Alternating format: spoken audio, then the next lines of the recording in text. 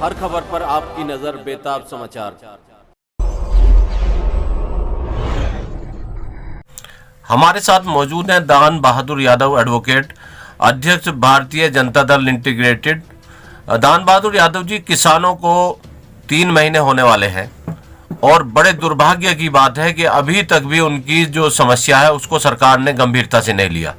पिछले दिनों जिस तरह से कृषि मंत्री ने कहा कि इन कानूनों के अंदर काला क्या है, तो बड़ी ये देख करके लगता है कि किसानों के प्रति सरकार के जो है कितनी उदासीन है। और जिस देश का अन्नदाता खुश नहीं होगा, जिस देश का अन्नदाता परेशान होगा, तो वहां के आवाम किस तरह से रहेगी ये सब लोग जानते हैं। तो आप लोग इस बारे में क्या कर रहे हैं और क्या कहना है आपका? देखो, केंद्रीय कृषि मंत्री को क्या काला है वो मैं बताना चाहूंगा।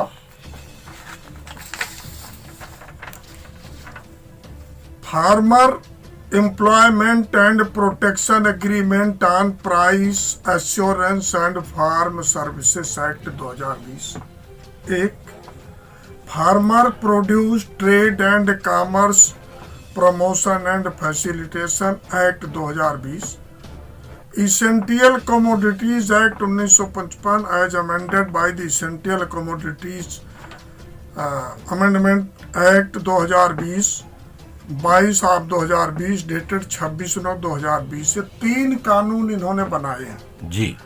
अब तीनों कानूनों के में काला क्या है?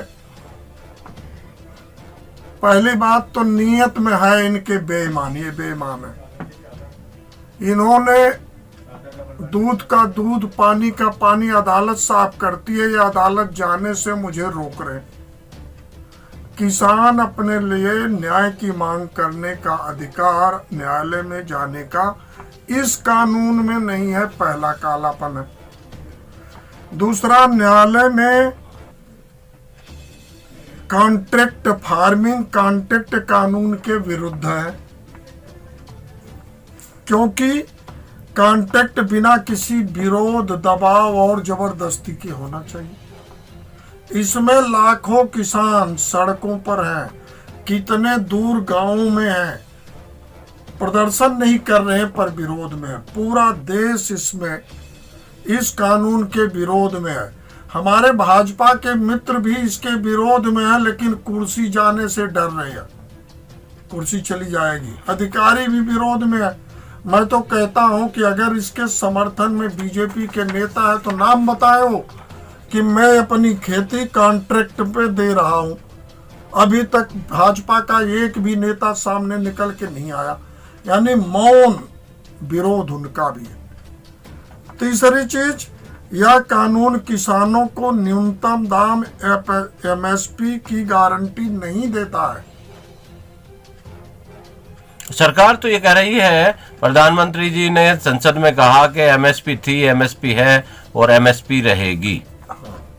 जब इस कानून में क्लियर लिखा है कि कंपनी मालिक पहले ही फसल बोने से पहले ही दाम निर्धारित कर देगा, तो या तो ये झूठ है, कानून झूठ है, या मोदी झूठा है।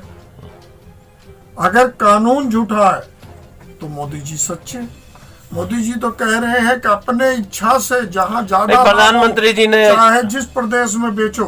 प्रधानमंत्री जी ने एक बात कही है कि ये किसान विरोध नहीं कर रहे हैं पूरे, ये तो कुछ आंदोलन जीवी हैं। ये आंदोलन जीवी आया है कोई। तो अब मैं इस पे कहना चाहता हूं, आंदोलन जीवी वो है जो आंदोलन की आवाज को जिंदा रखते हैं मिशन पूरा होने तक। ये भक्त हैं और परजीवी हैं जो इस समाज को गंदा करते हैं। प्रधानमंत्री जी ने खुद स्वीकार किया है कि आंदोलन पवित्र है, तो इस पवित्र आंदोलन को गंदा करने के लिए भक्तों ने कील क्यों गड़वाए, कटीले तार क्यों लगवाए, लाल किले पे तिरंगे को अपमानित क्यों किया? ये भक्त हैं जो इसे गंदा करते हैं। और भक्तों की 3 कैटेगरी है जी। एक वो है जो अपने को राष्ट्रभक्त कहते, सुविधा अनुसार राम भक्त बन जाते, जबकि वो ये दोनों नहीं है, सच में वो अंधभक्त है। आप जाके किसान आंदोलन में देखो, अगर वो सच्चे राष्ट्रभक्त हैं तो उनमें से एक भी वहां नहीं है, एक भी वहां नहीं है। मैं तो योगेंद्र यादव गाजीपुर बॉर्डर पे गया था, तो इस आंदोलन में आए थे जी और भाषण दे रहे थे। उतरने पे मुझे गर्व महसूस हुआ कि वाकई ऐसे लोगों को इस आंदोलन में जगह जगह जाकर इस आंदोलन में जान फूंकनी चाहिए। मैंने उनके साथ फोटो भी खिंचाया, गर्व महसूस किया। जो आंदोलन जीवी, जिनको हमारे माननीय प्रधानमंत्री जी ने कहा है, वो अपनी जान हथेली पे लेके जेल जाने के डर से भी, सब कुछ खोने के लिए प्राण हथेली पे लेके जगह जगह जा रहे हैं। वहां रसमलाई खाने नहीं गए, कटोरा लेके भक्तों की तरह पूरे देश में राम मंदिर निर्माण के लिए पैसा चंदा नहीं बटोर रहे कि 2 बार राम मंदिर के नाम पे करोड़ों रुपए डकार के पागुर कर रहे हैं, जुगाली कर रहे हैं।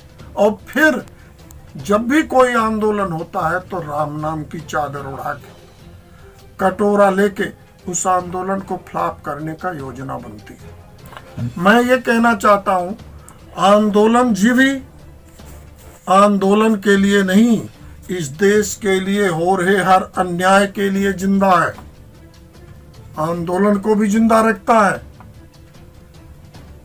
उन पे हमें गर्व है। शर्म तो मुझे उन भक्तों पे आती है जो इस पवित्र आंदोलन को गंदा कर रहे हैं। सर, एक सवाल, दिशा रवि की जो गिरफ्तारी हुई है, तो बहुत सारे बुद्धिजीवी वर्ग ने फौरन एफआईआर रद्द करने और उन्हें रिहा करने की मांग की है।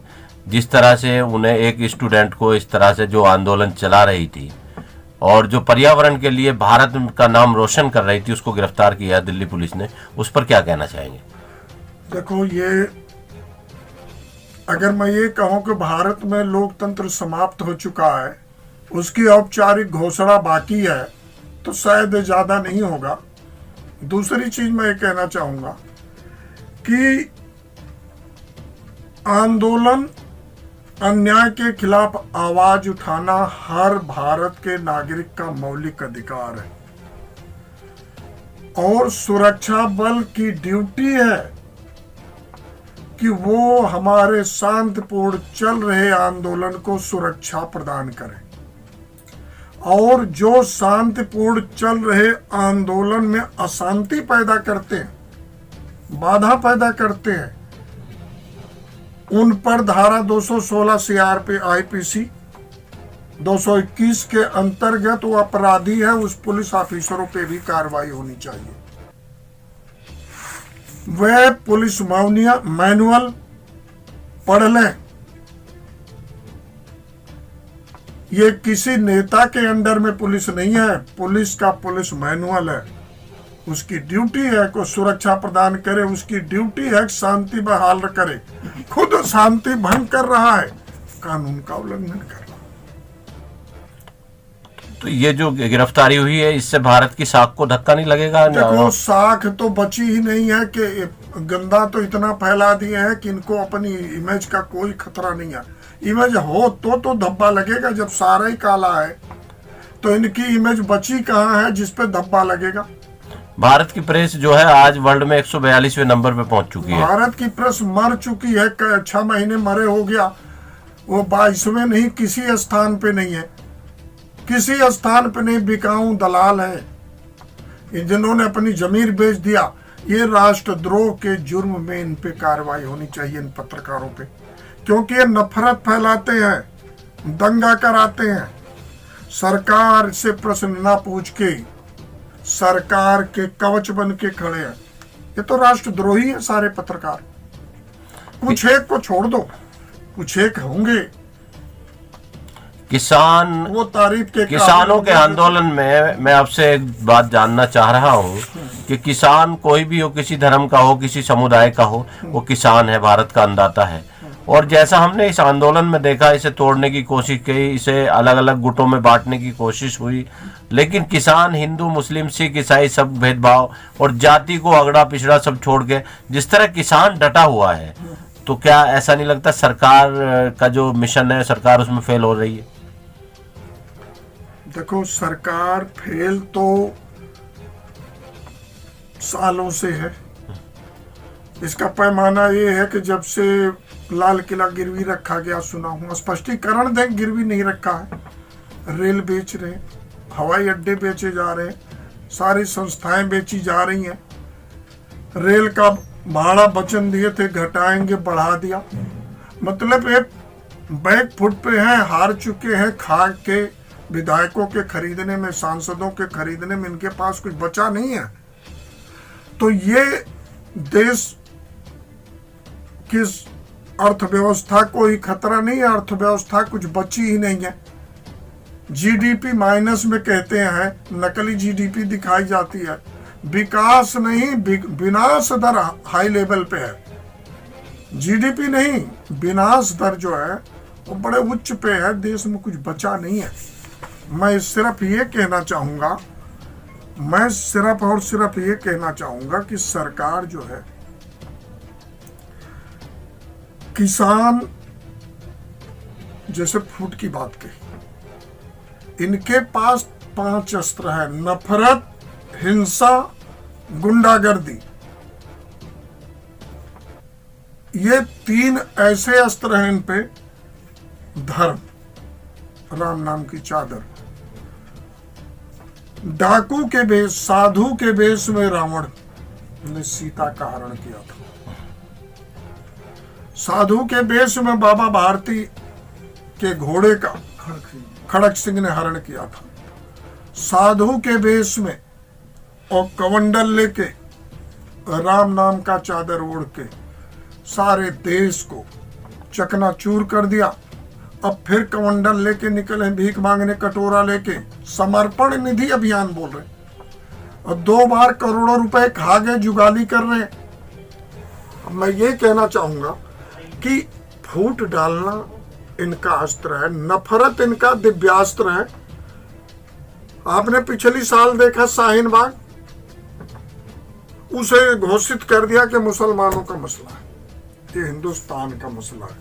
अभी सिखों के लिए कह रहे हैं आप खालिस्तानी है। मतलब इनकी जेब में राष्ट्रद्रोह सबके लिए लिखा, जबकि ये खुद राष्ट्रद्रोहियों की फौज इस समय देश पे कब्जा कर चुकी है। अदालत बंद हो चुकी है, सारी संवैधानिक संस्थाएं काम नहीं कर रही हैं, लकवा मार गया है। चुनाव आयोग तो कुछ है ही नहीं। मानवाधिकार आयोग पे अनायास पैसे खर्च किए जा रहे हैं। मानवाधिकार आयोग कभी भी मानव के अधिकारों का हनन होने पर वहां नहीं जाता।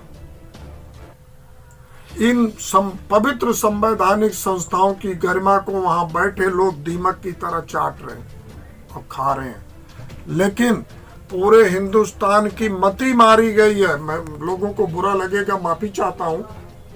सबकी बुद्धि का हरण इस मीडिया के द्वारा कर लिया गया। सारी सच्ची खबरों को पैक कर लिया और मीडिया ने सबके दिमाग को हैक कर लिया। आज हुआ ये है कि लोकतंत्र अब है खतरे में, बंद है सबकी बोली, कोई बोल नहीं पा रहा, कोई आवाज नहीं उठा रहा। ऐसे में ये किसान आंदोलन एक आशा की किरण बन के आया है। ये जन जन का आंदोलन है। खेत इन्हीं के नहीं जाएंगे, सबके जाएंगे। ये कंपनियां आपको, आपकी खेती पर आपको मजदूर बनाएंगी, मजबूर बनाएंगी और अंत में कहीं का नहीं छोड़ेंगे। सरकार उन अडानी अंबानी जैसे तथाकथित लोगों के आगे नतमस्तक है।